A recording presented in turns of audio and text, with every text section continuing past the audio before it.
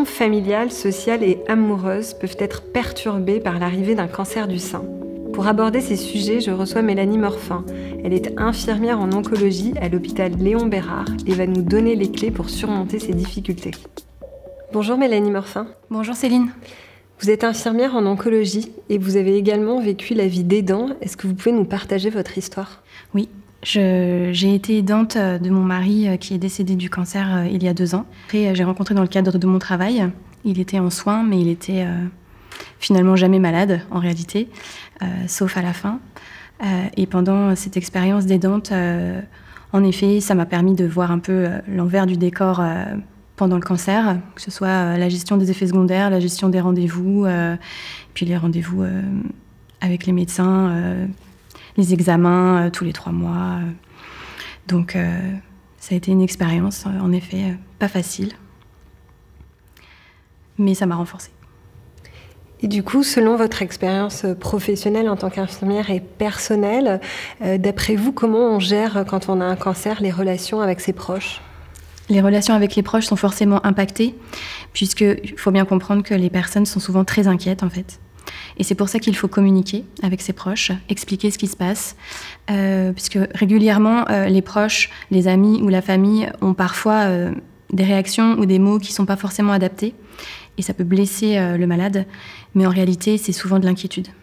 Je pense par exemple qu'il y a des personnes qui vont se mettre en retrait, plus forcément invitées à des soirées par exemple, mais en réalité c'est plus de l'inquiétude, de l'angoisse et qu'ils ne savent pas comment appréhender la personne malade.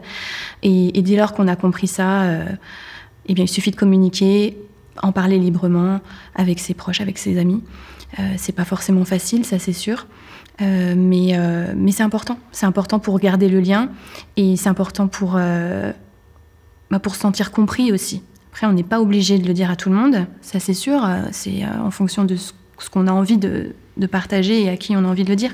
Mais de toute façon, il y a des effets secondaires qui vont être visibles. Donc finalement, on est quand même forcé d'une certaine manière d'expliquer aux personnes qui vont vous voir si vous avez plus de cheveux, si vous êtes fatigué, ou vous pouvez plus boire de l'alcool par exemple, ou moins en tout cas.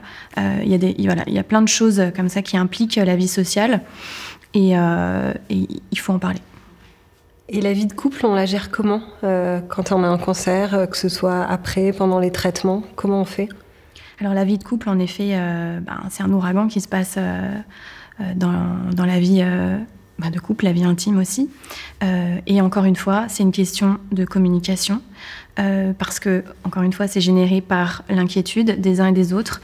J'invite vraiment les conjoints et conjointes de participer aux rendez-vous, aux diagnostics, aux consultations, pour justement poser aussi leurs questions. Ne pas hésiter à poser des questions au sein du couple, de ses propres ressentis, ce que ressent le patient et ce que ressent le conjoint l'aidant, du coup. C'est hyper important de partager ses craintes. C'est vrai que parfois, donc c'était mon cas, on peut être inquiet et pas oser poser des questions, mais en réalité, il faut les poser. Il faut poser ces questions, il faut les poser au médecin, il faut tout partager. C'est ce qui permet de garder ce lien. On peut également prendre le temps de se poser, de se dire voilà ce qui se passe aujourd'hui, organiser ses projets futurs, futurs proches du coup, mais c'est pas incompatible, pas du tout. Moi nous avons continué à faire plein de choses, ça nous a jamais empêché de profiter de la vie. Et c'est important de profiter de la vie, encore plus quand on est en soins, parce que justement ça nous donne envie de mordre la vie après, à pleines dents. Et évidemment, comme on le peut, parce que les traitements vont fatiguer, et puis vont changer l'image corporelle, donc parfois les patients n'ont pas forcément envie de s'exposer aussi au regard des autres, mais en fait, c'est pas le plus important.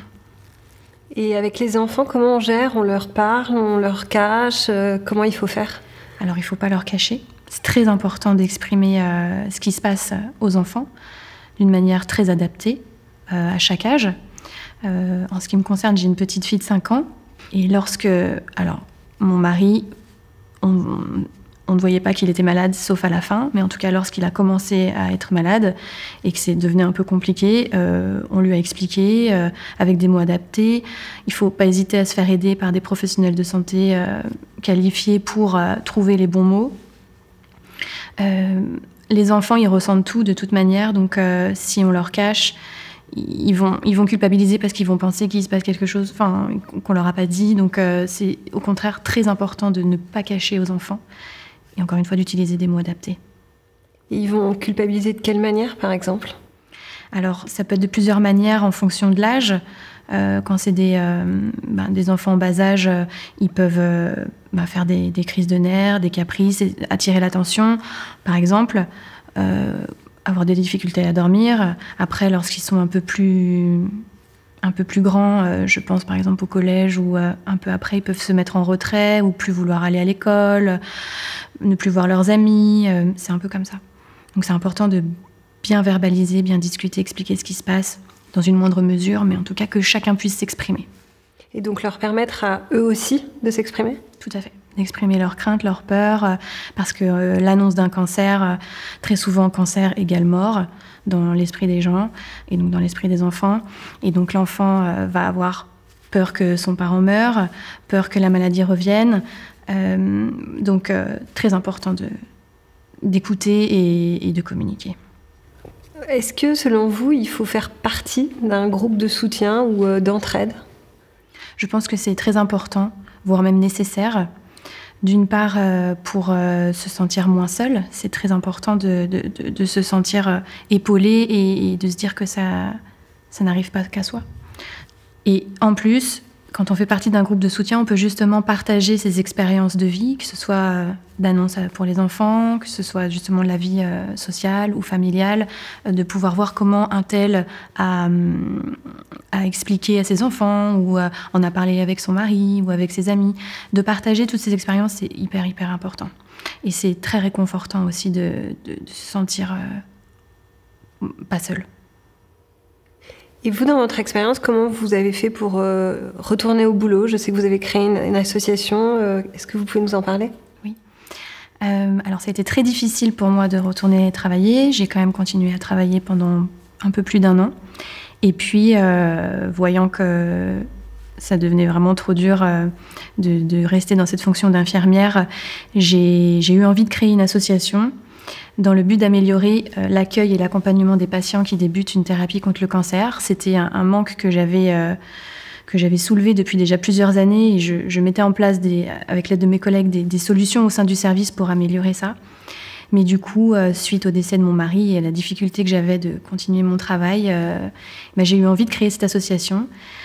Ça m'a permis du coup de m'écarter de l'hôpital et aujourd'hui j'ai envie de leur apporter du soutien en leur apportant du coup, donc c'est un trousseau d'accueil qui leur permettra d'avoir des éléments à la fois réconfortants mais aussi pour les aider à lutter contre les effets secondaires des traitements et grâce à l'association, grâce au site internet, justement de créer une sorte de communauté de patients qui puissent s'entraider justement et échanger sur leurs différents effets secondaires ou leurs différents ressentis pendant cette période. Merci beaucoup Mélanie Morfin. Merci Céline.